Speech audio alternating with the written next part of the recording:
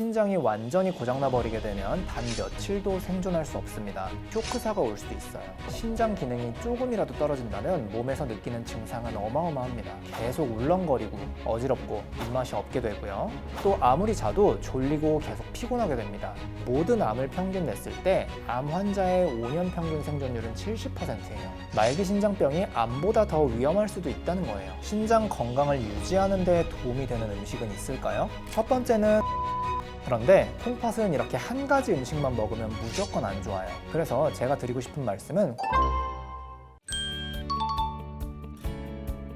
신장 기능이 떨어지는 만성 신장병은 우리나라 성인 10명 중에 1명이 겪고 있을 정도로 흔한 질환인데요. 신장은 우리 몸에서 정말 중요한 기능을 하기 때문에요.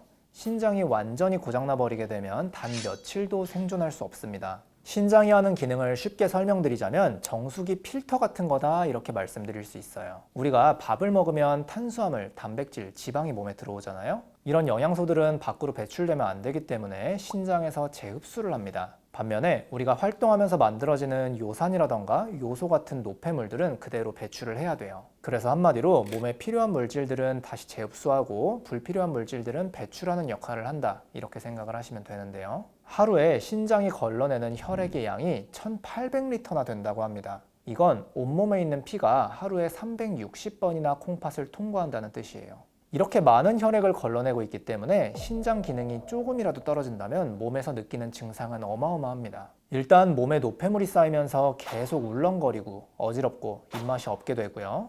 또 아무리 자도 졸리고 계속 피곤하게 됩니다. 이런 증상들을 소변에 독이 몸에 쌓인다 해서 요독증이라고 불러요. 그리고 몸이 계속 붓기도 하고 피부가 푸석푸석해지기도 해요. 이렇게 신장이 망가지게 되면 일상생활 속에서 간단한 것부터 안 되게 되는데요. 일단 나트륨이나 칼륨, 인 같은 전해질을 과도하게 섭취할 경우에는 쇼크사가 올 수도 있어요. 그래서 신장 건강이 안 좋아지면 편의점이나 마트에서 파는 가공식품은 앞으로는 못 드신다 이렇게 생각을 하셔야 되고요. 만약에 신장 기능이 더 떨어져서 말기 신장병 상태가 되면요, 기계로 혈액을 걸러주는 혈액 투석을 진행해야 되는데 이게 엄청나게 힘든 겁니다. 보통 일주일에 3번, 한 번에 4시간씩 진행을 하게 되는데요. 한 번이라도 빼먹으면 큰 문제가 생기기 때문에 어디 멀리 여행을 갈 수도 없어요. 여러분, 혹시 신장병의 생존율이 암 생존율보다 낮다, 이거 믿어지시나요? 보건복지부 통계에 의하면요, 당뇨를 앓고 있는 만성 신장병 환자의 5년 생존율은 39%입니다. 반면에 모든 암을 평균 냈을 때 암 환자의 5년 평균 생존율은 70%예요. 말기 신장병이 암보다 더 위험할 수도 있다는 거예요. 신장 질환의 생존율이 이렇게 낮은 이유는 심혈관 질환과도 관계가 깊기 때문인데요. 신장 기능이 저하된 경우 심혈관 질환의 발생 위험이 10배에서 많게는 30배까지 올라간다는 연구 결과도 있을 정도입니다. 우리나라 신장병 환자는 계속 늘어나고 있어요. 말기 신장병 기준으로 10년 전에 비해서 거의 2배가량 늘어났고요. 그 증가 속도가 세계 3위라고 합니다. 평소에 건강검진을 이렇게 열심히 받는 한국인들이 왜 신장병이 걸리는 걸까요? 그건 바로 콩팥병을 유발하는 원인 질환이 제대로 관리되지 않고 있기 때문이에요. 콩팥병을 유발하는 원인 중에서 42%가 당뇨고요, 16%가 고혈압입니다. 요즘 사람들 되게 기름진 음식 많이 먹고 주로 앉아서 생활하잖아요. 그래서 젊은 나이부터 당뇨랑 고혈압이 많아지기 때문에 신장병 환자도 따라서 늘어난다, 이렇게 이해하시면 되는 거예요. 지금부터 신장이 망가지는 걸 눈치챌 수 있는 중요한 증상 5가지 설명드려 볼 건데요. 일단 첫 번째는 거품뇨입니다. 거품뇨라는 것은 말 그대로 소변을 봤을 때 거품이 없어지지 않고 오래 남아있는 걸 의미하는데요. 보통은 5분 이상 거품이 없어지지 않으면 그걸 거품뇨라고 부릅니다. 거품이 많아지는 대표적인 이유가 바로 단백뇨예요. 단백질은 원래 신장에서 걸러지고 몸 안에 있어야 되는데요. 신장 기능이 떨어지면 단백질이 새어 나오기 때문에 단백뇨가 생기는 거예요. 물론 소변에 거품이 생긴다고 다 단백뇨인 건 아니에요. 소변 줄기가 빠르게 떨어지면 그것 때문에도 거품이 생길 수 있는 거예요. 하지만 평소에 비해서 소변에 거품이 많이 생기고 또 오랫동안 없어지지 않는다, 이런 경우에는 꼭 병원에 가서 소변 검사를 받아보시는 게 좋겠습니다. 그리고 아침에 일어났을 때 유독 얼굴이나 팔, 다리가 붓는 경우에도 콩팥 기능이 떨어진 상황을 의심해 볼 수 있고요. 아무리 자도 무기력하고 계속 피곤하다, 이것도 요독증의 대표적인 증상이기 때문에 콩팥 기능 저하를 의심하셔야 됩니다. 마찬가지로 뇌에 독성 물질이 축적되면 이것 때문에 어지럽고 울렁거리고 집중력이 떨어지는 증상도 생길 수 있는 거고요. 마지막으로는 신장 기능이 떨어지면 소변이 농축되는 정도가 적어지면서 소변량이 많아질 수가 있어요. 만약에 소변량이 점점 많아지면서 이것 때문에 밤에 깬다, 이럴 경우에도 콩팥 기능의 저하를 의심해 볼 수 있어요. 물론 이렇게 소변을 자주 보는 경우에 여성의 경우는 방광염, 남성의 경우에는 전립선 질환이 대표적인 원인이라서 소변을 보는 횟수가 많아진다고 콩팥 기능을 무조건 의심할 수는 없어요. 하지만 이런 증상이 생긴다면 그냥 방치하지 마시고 꼭 병원에 가서 소변 검사 정도는 받아보시는 게 좋을 것 같습니다. 이렇게 신장이 망가질 때 느낄 수 있는 증상들을 설명드렸는데요. 안타깝게도 신장 기능이 떨어질 때 제일 흔한 증상은 바로 무증상입니다. 그래서 제가 항상 말씀드리지만 제일 좋은 방법은 건강검진이고요. 특히 소변검사 같은 경우에는 본인 부담금이 1,000원 정도밖에 안 되거든요. 별 이상이 없다 하더라도 1년에 한 번 정도는 혈액검사나 소변검사 꼭 해주시는 것을 권장드립니다. 콩팥 건강을 지키려면 이런 음식들을 꼭 피해 주셔야 되는데요. 첫 번째는 면 요리나 국물 요리예요. 이런 음식들의 특징은 나트륨 함량이 엄청나게 높다는 겁니다. 대표적으로 냉면이라던가 수제비, 라면, 짬뽕 이런 것들이 있는데요. 몸속에 염분이 축적되면 혈압이 올라가기도 쉽고요. 미세한 혈관이 손상을 입게 됩니다. 이 과정을 거쳐서 신장이 손상되는 거예요. 그래서 이런 짠 음식들은 웬만하면 줄여주시고요. 꼭 드셔야 될 일이 있다. 젓가락으로만 드셔주시는 게 국물을 섭취하지 않는 방법이 될 것 같아요.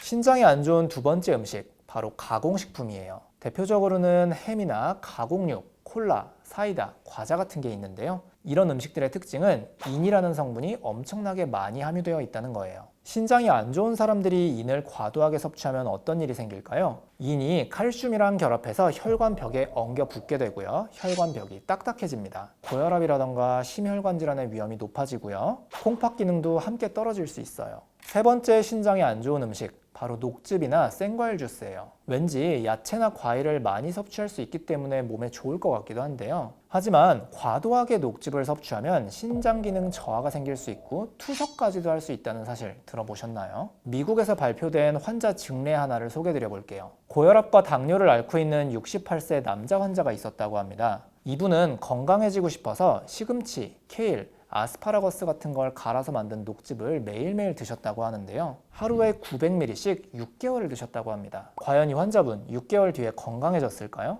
놀랍게도 5개월째부터 체중 감소랑 구토가 발생했고요. 응급실에 방문해서 검사를 했더니 크레아티닌이라는 수치가 9.6까지 오른 급성 신부전 상태였다고 합니다. 그래서 응급투석을 진행했지만 신장 기능이 돌아오지 않아서 만성 신장병 환자가 되었어요. 이 환자의 신장 조직을 검사한 결과 과일과 야채에 들어있는 옥살산이 원인이었다고 합니다. 옥살산은 독성을 가지고 있는 물질로 콩팥 안에서 결정을 만들어서 콩팥을 손상시키는 기능을 합니다. 신기능이 정상인 사람들이라면 문제없이 배출시키지만요. 신기능이 떨어져 있거나 탈수가 심하거나 아니면 콩팥에 부담이 되는 다른 약들을 복용하는 분들의 경우에는 옥살산으로 인해서 신부전이 발생할 수도 있다라는 보고가 있습니다. 그래서 녹즙을 너무 많이 드시는 건 피해 주시는 게 좋겠다, 이렇게 말씀드립니다. 콩팥에 안 좋은 마지막 음식, 단백질입니다. 물론 적절한 단백질 섭취는 영양 보충을 위해서 정말 중요한데요. 단백질이 분해되면서 요독을 만들기도 하고요. 단백질의 분해 산물인 아미노산이나 크레아티닌이 콩팥에 부담을 주기 때문에 너무 과도하게 섭취하면 신장 기능을 떨어뜨릴 수도 있다, 이렇게 이해해 주시면 됩니다. 근육을 만들기 위해서 단백질 보충제를 드신다던가 아니면 과도하게 육식 위주의 식사를 하시는 분들은 조금 줄여주시는 게 좋겠다, 이렇게 설명드립니다.